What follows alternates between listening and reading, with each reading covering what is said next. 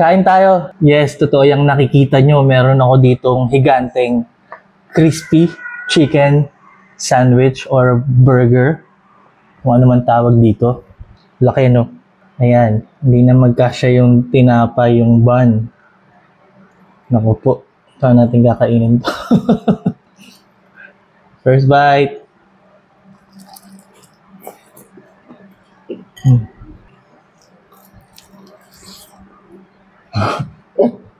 Yung juicy niya, no? Chicken thighs ang gamit ko. Grabe, panalo. Yun, no? Bago ko ikwento kung paano ko ginawa to, explain ko muna kung ba't walang gulay yung burger ko. Kasi, ayan, nakahiwalay. Ayan, salad. Bakit may salad?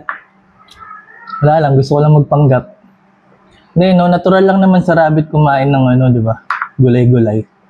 Ano lang to, lettuce, kamatis, pipino, saka store-bought na dressing. Yung ready-made na. Bakit gumagamit ako ready-made? Kasi di naman ako chef. Ordinaryong tao lang ako. Ayun, paano ko to ginawa? Ba't ganito kalaki? Ito ay chicken leg, no? Na boneless. So, ano to? Filet. Bali, kung nakakita kayo ng chicken thighs, tapos drumstick, ito magkadugtong, tapos inalisin mo to. Huwag niyo akong tanongin kung paano yung gawin, no? Binili ko yan ng ganyan na, kaya siya ganyan kalaki. Maraming tutorial sa internet kung paano mag-debone, pero yun nga, pag nakakita ko ng ganito, hindi ko pinapalampas, binibili ko. Kasi masarap yung parte ng manok na to. Paano naging juicy? Bali yun, simulan natin dun sa aking marinade, no? 1 cup ng gatas. Tapos nilagyan ko ng pickle juice. No? Tapos pagkalagay mo ng pickle juice, mix nyo lang na mabuti, hayaan nyo lang mag-sit 2 minutes, ganun. Hintayin nyo magka-curdle yan. So, yun, meron ka ng alternative sa buttermilk. Pag nakita nyo nag-curdle na. Ayan. Tapos, lagyan lang natin ng seasoning. Ang nilagay ko, asin, paminta, garlic powder, paprika. Yun lang, simple lang, no? Tapos, naglagay ako MSG. Vetchin. Kung ayaw nyo, huwag nyo lagyan. And then, isang itlog.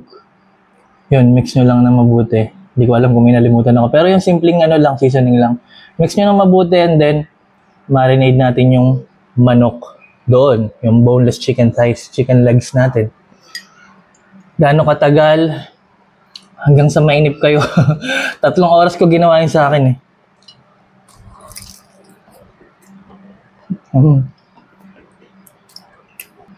Panalo?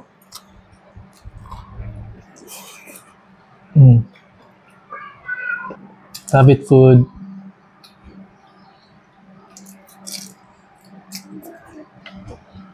Pagkatapos, mamarinade ng 3 oras, yung breading mixture naman ginawa ko. Para masarap, gumamit ako ng breading mix, yung ready-made na. Nilagyan ko ng mixture ng harina at ng cornstarch para, ayun, hindi umalat masyado. And then, para lang mas mabawang, palagay akong garlic powder. Hindi ko alam kung na-mention ko yung garlic powder kanina dun sa ano, pero may garlic powder yung pang marinade ko, may garlic powder yun. So, mabalik tayo dun sa breading mixture, no? Breading mix na ready-made, tapos nilagyan ng harina, cornstarch, garlic powder, paprika. Yun lang. Mix ng mabuti and then yung pinagbabara ng chicken, kuha lang tayo doon, tapos lagay natin doon sa ating flour mixture, tapos mix natin para lang hanggang sa mag-crumble o magkaroon ng mga crumb, no, yung mga buo-buo, para lang may texture yung chicken natin kapag kinoat natin doon. Speaking of coating, yun, coat natin yung chicken doon, magkabilang side, pwede nang iprito, di ba? Ganun lang. Prito nyo lang hanggang sa tansya-tansya lang. Tinansya ko lang. Basta naman pag kinain nyo yan, tapos buhay pa kayo kinabukasan, ibig sabihin matagumpay yung pagluluto nyo. Pero yung tansya-tansya lang, ano lang, yung old school way ng pagluluto ng mga magulang natin. Papakinggan lang natin yung mantika. Kapag di ba, kalmado na yung tunog ng mantika, pwede na yun i-flip. And then yun, hanggang sa maging Golden brown and crispy both sides. Tapos, set aside, rest lang natin. Rest muna natin siya. Habang tinotoast natin yung ating gagamiting tinapay. In my case, ito, brioche. Ano bang tawag doon? Brioche buns galing sa Frenchet. Shoutout sa'yo, Madam Carla ng Frenchet Bakery at ng Frenchet Cafe. Maraming salamat yan sa pagbigay sa akin ng napakasarap na brioche buns. Yun lang, toast nyo lang, tapos assemble natin. Bottom bun, chicken, pickles. Napakasarap ng pickles.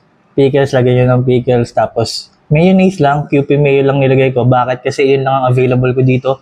Hindi naman na kailangan siguro nating ano yan, gawing, di ba, komplikado. Chicken talaga magdadala dyan. Alright, tapos yun, top bun. Meron ka ng malaking crispy chicken burger. Tingnan natin yung gitna nito kung juicy ba talaga, no? Alright, tingnan natin ang kanyang cross section. Ayan, no? See? Yan siya, oh. Diba? Happy.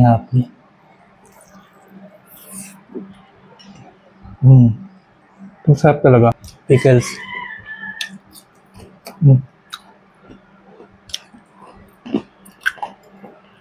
Bagay sa chicken.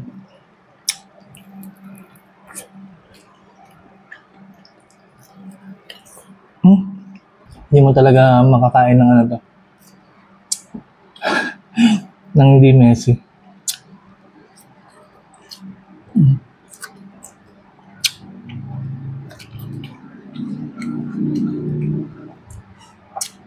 Hindi sponsored, pero kung gusto niyo malaman kung ano yung dressing na ginagamit ko dito, yung QP na Caesar dressing nila, panalo yun. Kala mo ang daming betchin. Hindi ko alam. Pero ang sarap. Panalo talaga kapag chicken thighs yung ginamit nyo. Compared sa breast strip ko to.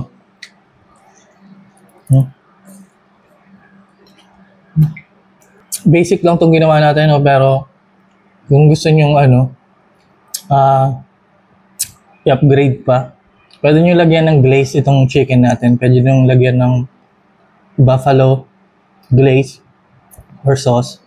Pwede nyo gawing honey butter, honey barbecue, Korean barbecue. No? Ayun, pwede nyo siyang gawing ganun.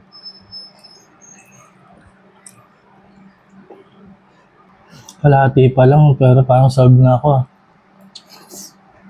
Pero syempre, kung ayaw nyo naman ng ganito kalaki, bumili kayo ng, may nabibili naman na maliit lang na boneless chicken size. Panalo talaga kasi yung part na yun eh. Sarap.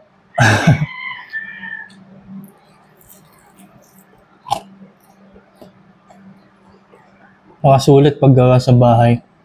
Kahit simplehan nyo lang, ganito lang, oh. Hindi mo kayo gagastos na sobrang laki.